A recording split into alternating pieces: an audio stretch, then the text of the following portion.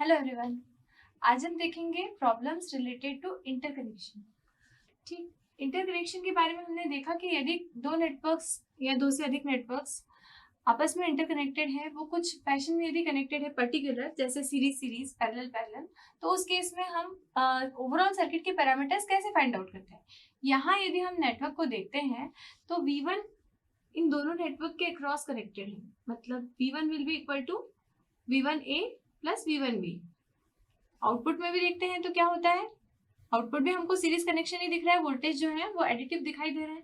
इसका मतलब हम यहाँ से क्या निकाल सकते हैं, ओवरऑल सर्किट के या ओवरऑल नेटवर्क के Z पैरामीटर्स फाइंड आउट कर सकते हैं। लेकिन उसके लिए हमें इंडिविजुअल सर्किट के Z पैरामीटर्स को फाइंड आउट करना होगा। यहाँ देखते हैं, जब भी हम Z पैरामीटर्स फाइंड आउट कर रहे थे तो हमारी अप्रोच क्या होती थी, हम हमारे सर्किट को या हमारे नेटवर्क को T फॉर्म में लेकर आते थे। अब यहाँ अगर हम देखते हैं तो A नेटवर्क का तो T में ही है कनेक्शन, लेकिन बी नेटवर्क जो है वो पाई में कनेक्टेड है, तो हम उसका इक्विवेलेंट टी बना लेते हैं। हमारा नया नेटवर्क क्या हो जाएगा,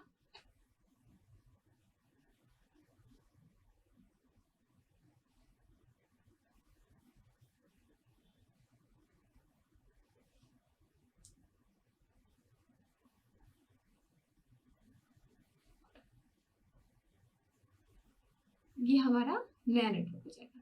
अब पाई से टी में कन्वर्ट करने के लिए हम क्या करेंगे, स्टार डेल्टा ट्रांसफॉर्मेशन का यूज करेंगे। ये है हमारा डेल्टा जो गिवन है, पाई नेटवर्क मतलब होता है डेल्टा। अब हम उसे काय में कन्वर्ट करेंगे, इक्विवेलेंट स्टार नेटवर्क में कन्वर्ट करेंगे। तो यहाँ का वोल्टेज यदि, यहाँ का रेजिस्टेंस यदि मैं ए मानती हूँ, यहाँ का बी मानती हूँ, R B, R A, R C मानती हूँ, तो आर ए क्या हो जाएगा, इस ब्रांच का रेजिस्टेंस, या मतलब ये resistance R A is equal to 10 into 50 divided by तीनों रेजिस्टेंसेस का सम विच इज 100।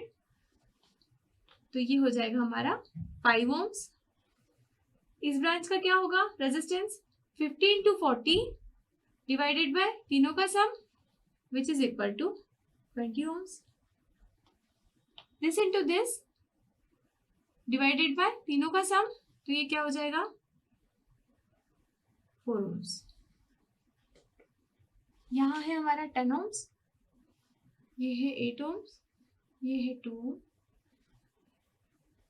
यहाँ हमारा है प्लस माइनस V2 और ये हमारा है प्लस माइनस V1 के बराबर। यहाँ से I1 फ्लो हो रहा है, यहाँ से I2 फ्लो हो रहा है, तो मैं यहाँ से ZA फाइंड आउट कर सकती हूँ। टी नेटवर्क दिया हुआ है, हम डायरेक्ट Z मैट्रिक्स को फाइंड आउट कर सकते हैं, बिल्कुल कर सकते हैं। Z11 will be equal to 10 plus 2 which is equal to 12। Z12 is equal to common between first loop and second loop, जो क्या है 2। Z21 is equal to common between second and first which is also 2। Z22 is equal to total impedances in the second loop, तो ये हमारा हो जाएगा 10। ये हमारा आ गया ZA। सिमिलरली हम ZB फाइंड आउट कर सकते हैं। ZB will be equal to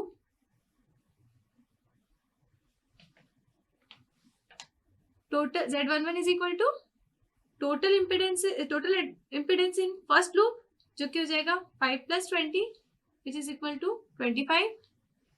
common between first and second 20, common between second and first 20, total impedance in second loop 24।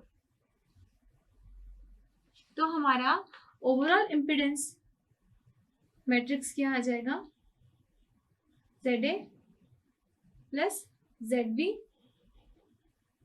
which will be equal to 12 plus 25 37, this plus this 22, 21 plus this 21 22, 24 plus 10 34। ये आपके overall network के Z parameters आते हैं, या Z equivalent हम इसको बोलते हैं। सिंपल था। आपको फाइनली क्या करना है, ये जो भी नेटवर्क, दो नेटवर्क दिए हुए हैं, इनको आपको फाइनली टी नेटवर्क की फॉर्म में लाना है। टी नेटवर्क की फॉर्म में अगर आ जाता है एक बार, तो हमें मालूम है कि टी नेटवर्क से हम Z parameters easily find out कर सकते हैं डायरेक्टली बाय इंस्पेक्शन।